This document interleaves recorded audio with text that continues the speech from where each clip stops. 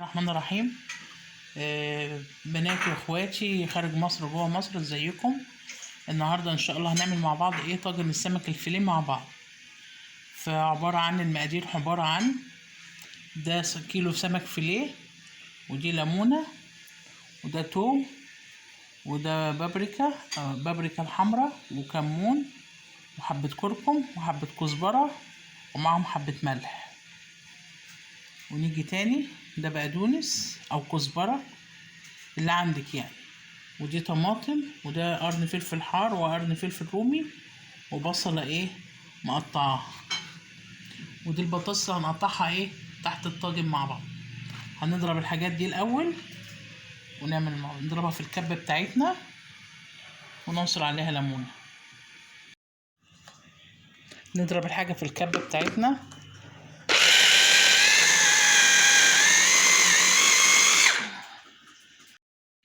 نعصر الليمونة بتاعتنا عليها،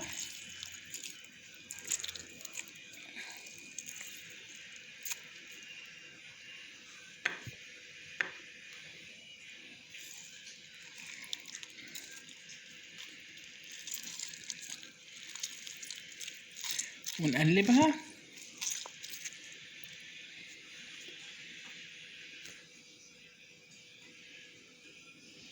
نحط عليها كمان قبل ما نقلب، نحط حوالي معلقتين زيت.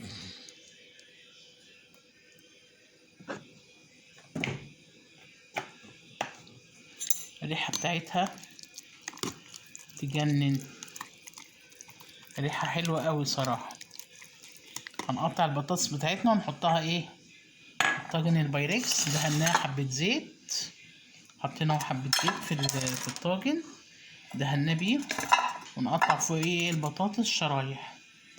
قطعنا البطاطس، حطيناها في البايركس. هنرص السمك من فوق، نحط عليه التتبيلة بتاعتنا.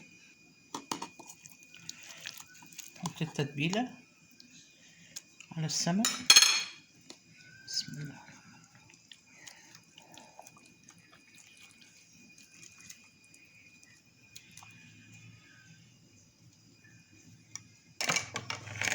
نوزعها ونحط عليها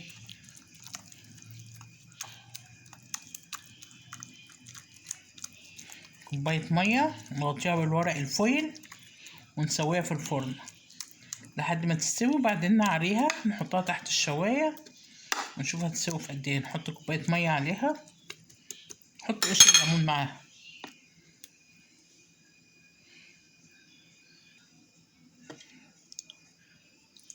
نحط المية،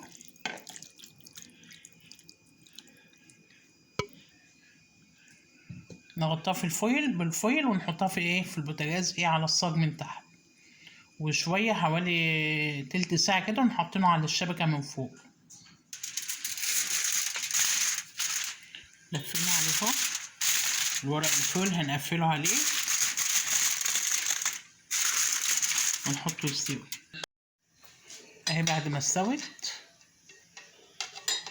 استوى طاجن السمك، نغرف جنبه الرز ونطلع واعملي لي لايك وانت بتتفرجي قبل الكومنت.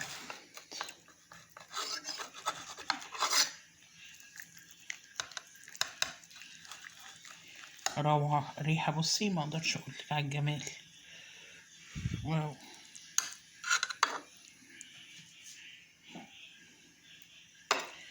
كلي بقى وادعيلي كده، ولازم تجربيها لانها تعجبك وتعجب ولادك. وشكرا لكم على المتابعة.